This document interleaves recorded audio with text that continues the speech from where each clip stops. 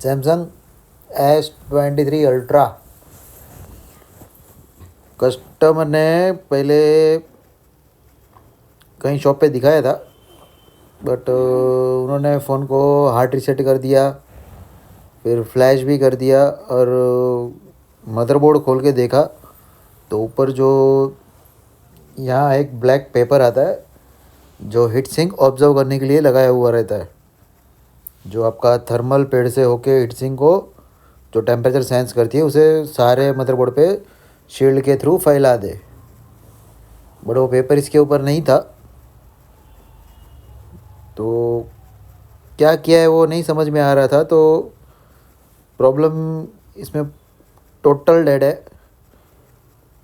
Customer का कहना ये था कि जब उन्होंने सेट दिया कोई शॉप में तो वहाँ पे वर्किंग था, मतलब कई बार रिस्टार्ट हो रहा था, हैंग होके रिस्टार्ट मार जा रहा था, या फिर स्टक हो जाता था लोगों पे और आगे ही नहीं बढ़ता था कई बार।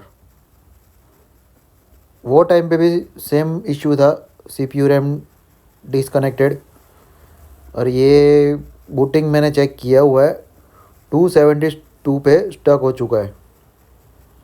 तो यहाँ पे रैम टोटली शायद ड्राई शोल्ड हो गई है, या फिर किसी ने हीट मारने की ट्राई वगैरह कुछ की है, बट हीट प्रॉपर दिख नहीं रहा है। क्योंकि अगर हीट वो उन्होंने प्रॉपर मारी रहती तो सेट ऑन हो जाता। बट कोई नहीं, कंफर्म कर लेता हूँ एक बार। CPU रिवॉल्व करना है। ये स्टैंड थोड़ा, ये ड्यूल लेयर वाले बोर्ड के लिए थोड़ा हार्ड होता है, बट थोड़ा संभाल के काम करें इस पर, क्योंकि स्टैंड सीधा बोर्ड को उतना प्रेशर कर देगा कि बोर्ड आपका ब्रोक हो जाए।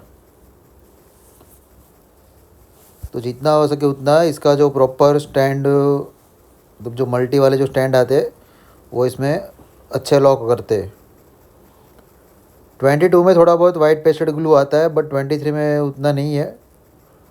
अब तक के मोस्टली मॉडल में मैंने देखा हुआ है 23 अल्ट्रा में ज़्यादा उतना ग्लू नहीं है। ठीक है, ग्लू थोड़ा सा मैंने चेक कर लिया है, बाकी CPU और रैम सीधा ही रिमूव करके रिबॉल्व कर लेता हूँ। तो रैम के कोई बॉल या फिर CPU का कोई बॉल बाहर नहीं था, तो मेरे हिसाब से जो पहले बंदे ने हीट मारी थी वो लो टेम्परेचर की हीट थी, जो कुछ फिक्सअप नहीं कर पाई, और खाली बोर्ड गर्म होते ही डिसकनेक्टेड हो गई रहेगी रैम। ठीक है, ओके। पूरा CPU ही ड्राई शोल्ड है इसमें, तो मोस्टली बहुत कुछ ड्राई शोल्ड है। कोई नहीं, सीधा रिवॉल्व कर लेते। 4 to 12 का फ्लक्स मैंने डाला हुआ है जो ट्रांसपेरेंट आता है। आप कौन सा भी आप जो जनरल आप यूज़ करते हो वो कर सकते हैं। लो मेल्टिंग मैंने सबसे पहले किया हुआ है, क्योंकि कई बार ड्रॉप डाउन की वजह से आपको जितने ये ट्रैक पैड वगैरह पूरे क्लियर दिख रहे हैं उसमें से बहुत सारे अवेलेबल नहीं होते, वहाँ पे NC होते। बट जब तक आप लो मेल्टिंग या फिर डी शोल्डर क्लीनिंग वगैरह नहीं करोगे तो आपको उतना नहीं समझ में आएगा। तो लो मेल्टिंग मैंने OSS टीम के शोल्डर से किया हुआ है, 210 है। इसमें और एक मॉडल भी आता है जो प्रो, बट प्रो में और उसमें कुछ ज़्यादा उतना डिफरेंट नहीं है, खाली स्टैंड बाय मोड का डिफरेंट है। तो लो मेल्टिंग मैंने यहाँ पे करके सीधा गुडविक से क्लीन करना है। आपको गुडविक और आपका शोल्डर कोई भी फिक्स वे पे आपको चलाना है, और बोर्ड के डायरेक्शन को आपको चेंज करते जाना है, क्योंकि कई बंदे बोर्ड के एंगल को सेम कंडीशन रखते हैं और अपने हाथ की मूवमेंट को डायरेक्शन को चेंज वगैरह करते हैं।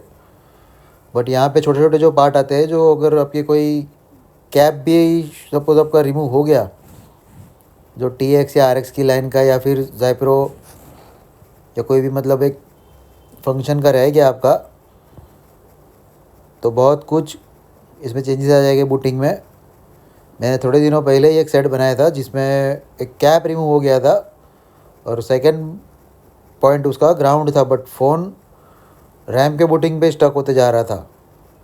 क्लॉक की लाइन का था वो कैप, तो कई बार ज़रूरी भी होते हैं कैप। तो ख़ास ये ध्यान में रखते हुए आपको बोर्ड को क्लीनिंग करना है। छोटे छोटे पार्ट भी मतलब उनका भी कुछ ज़्यादा रोल होता है, आपकी स्किल और ग्रिप से नहीं होता है उतना। नॉलेज भी पूरा परफेक्शन के साथ चाहिए। अब यहाँ पे मैंने सरफेस जितनी हो सके उतनी गुड विक से मैंने क्लीन की है। जो कोई भी आप थिनर या क्लीनर कुछ भी आप यूज़ करते हो उसे क्लीन किया हुआ है मैंने। SP301 थिनर है ये, जो कि बहुत अच्छा शाइनी देता है मदरबोर्ड को। और उसमें वाटर का जो पार्ट आता है वो बहुत कम है, तो ये अच्छा थिनर है। अब जो अनवांटेड ग्लू था उसे रिमूव करने के लिए मैंने 11 नंबर की ब्लेड और क्विक 2008 में 260 पे ग्लू और जो एक्स्ट्रा कोई बॉल्स वगैरह मतलब अनबैलेंस जो बच गए रहेंगे वो भी साथ में रिमूव हो जाएंगे। ये करने से अगर आपकी कोई भी प्रिंट वगैरह कुछ डैमेज होती है तो आपने लो मेल्टिंग नहीं किया रहेगा। लो मेल्टिंग इसलिए ज़रूरी होता है कि जब कोई ट्रैक अगर आप उसे फोर्सफुली या फिर जाने अनजाने में अगर आपसे स्क्रैच भी होता है तो वो ट्रैक आपका डैमेज नहीं होगा अगर आपने लो मेल्टिंग किया है तो। और नहीं किया है लो मेल्टिंग तो पैड आपके ख़राब होने के चांसेस बढ़ जाते हैं। बोर्ड का पूरा पोर्शन अभी क्लीन है। CPU रैम की फिक्सअप करने की तैयारी कर लेते हैं। सबसे पहले रैम को मैंने क्लीनिंग किया हुआ है। रैम पे ग्लू शायद आपको दिख रहा रहेगा, ये ग्लू और पेस्ट जो PPD पेस्ट है दोनों साथ में ही स्क्रैपर से रिमूव हो रहा है, जिसमें आपको टेम्परेचर आपके अकॉर्डिंग टू हैंड स्किल पे सूटेबल रहता है। आप 300 भी रख सकते हैं, 280 भी रख सकते हैं, 330 भी रख सकते हैं या कोई 360 भी रख सकते हैं। यहाँ पे मैं लो मेल्टिंग नहीं कर रहा हूँ, यहाँ पे जो कार्बनिश बॉल है उसे शाइन देने की ट्राई कर रहा हूँ। तो वहाँ से अगर आपकी शाइन आ जाएगी तो आपका फर्स्ट शॉट में ही रिवॉल्व हो जाएगा। शाइनिंग आ चुकी है, यहाँ पे सारे बॉल शाइन हो रहे हैं। यहाँ पे आपको रैम रिबॉलिंग करने के बाद यहाँ पे आपकी फिक्स होगी, तो ये पूरा सरफेस आपको 0-0 चाहिए। यहाँ पे भी अगर आपको ब्लैकनेस या फिर कार्बनिश कुछ भी आपको दिख रहा है तो उसे आप यहाँ पर ही रिमूव कर दो, तो रिवॉल्व करते टाइम भी आपको कोई दिक्कत नहीं आएगी। और बैक साइड जो CPU है उसके रिबॉलिंग के टाइम या फिर उसको क्लीनिंग के टाइम पे भी आपको पूरा प्रॉपर बैलेंसिंग रहेगा, तो आपको इजीली वो पूरा क्लियर हो जाएगा। 8550 CPU है कॉलकॉम, जो नॉर्मल से सैमसंग के CPU से थोड़ा थिन है, बट अच्छा है। ये CPU ज़्यादातर फूलते फटते नहीं है। बाकी सैमसंग के इतने थिन CPU मोस्टली फट जाते हैं या फिर फूल या फिर ब्लास्ट हो जाते हैं या फिर कई बार एयर ग्रिप कर लेते हैं, तो मतलब फूलते ही है मोस्टली। अब यहाँ पे जो कपलिंग कैप दिए हुए है, जो बोर्ड में जो बिग साइज़ के CPU इसमें ज़रूरी पार्ट ही है ये।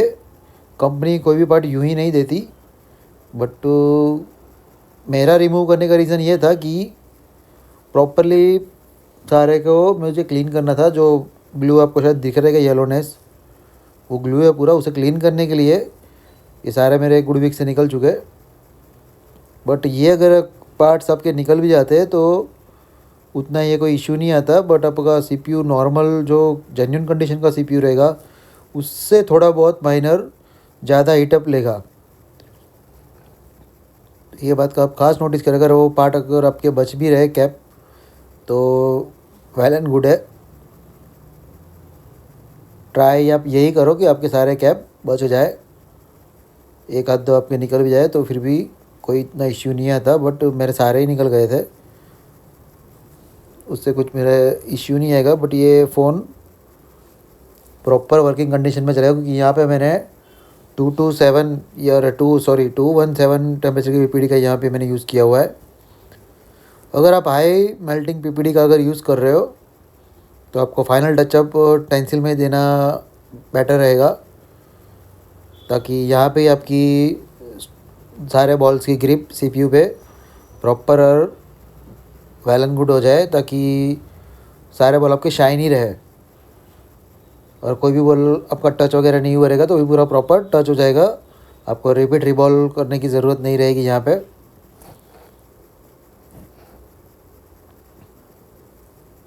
सारे बॉल क्लियर है। सेम पीपीडी मैंने रैम पे भी अप्लाई की है 217। ये पीपीडी को थोड़ा सा वेट ही मैंने यूज़ किया हुआ है, उतना ज़्यादा ड्राई नहीं किया हुआ है ताकि इजीली ये रिबॉल हो जाए। और यहाँ पे मेरे गन का टेम्परेचर 400 है।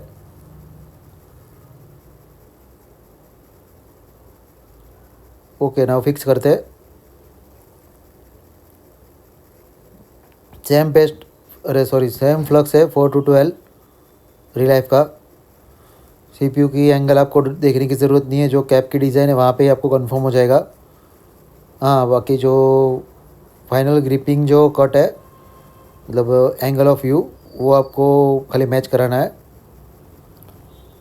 यहाँ पे मैंने टेम्परेचर को बढ़ाया हुआ है, 400 रखा हुआ है, ताकि जो मेरी हाई टेम्परेचर वाली जो पीपीडी है वो थोड़ा इजीली मेल्ट होकर सीधा फिक्स कर दे, ताकि मुझे सीपीयू पे ज़्यादा देर तक ना हीट देनी पड़े। ज़्यादा हीट से सीपीयू वगैरह नहीं फूलते, ज़्यादा देर अप्लाई करने से वो फूलते फटते। तो फास्ट मैंने यहाँ पे क्लियर किया हुआ है, ये वीडियो फास्ट फॉरवर्ड नहीं है।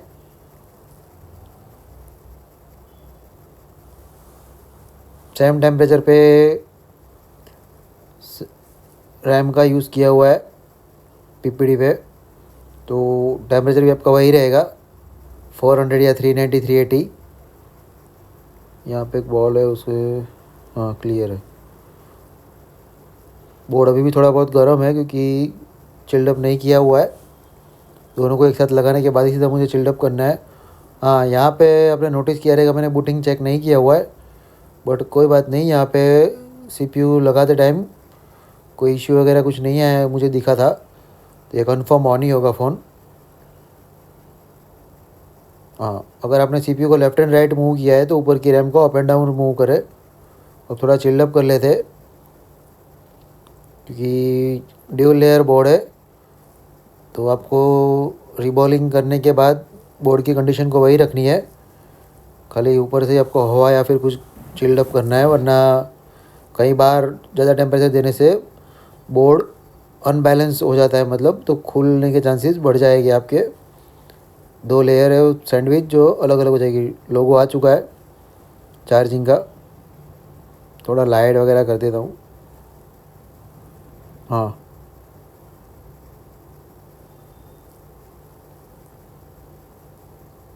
सेट ऑन है। सेकंड, शायद पहले भी ये कई बार कस्टमर का कहना था कि लोगो वगैरह पे रिस्टार्ट हो रहा था। 1 UI अपडेट आ चुका है, नहीं सेट ऑन है, 100% हो चुका है। लो, फॉर्मेट भी किया हुआ है set. Thank you for watching. IMEI network आ रहा है। थैंक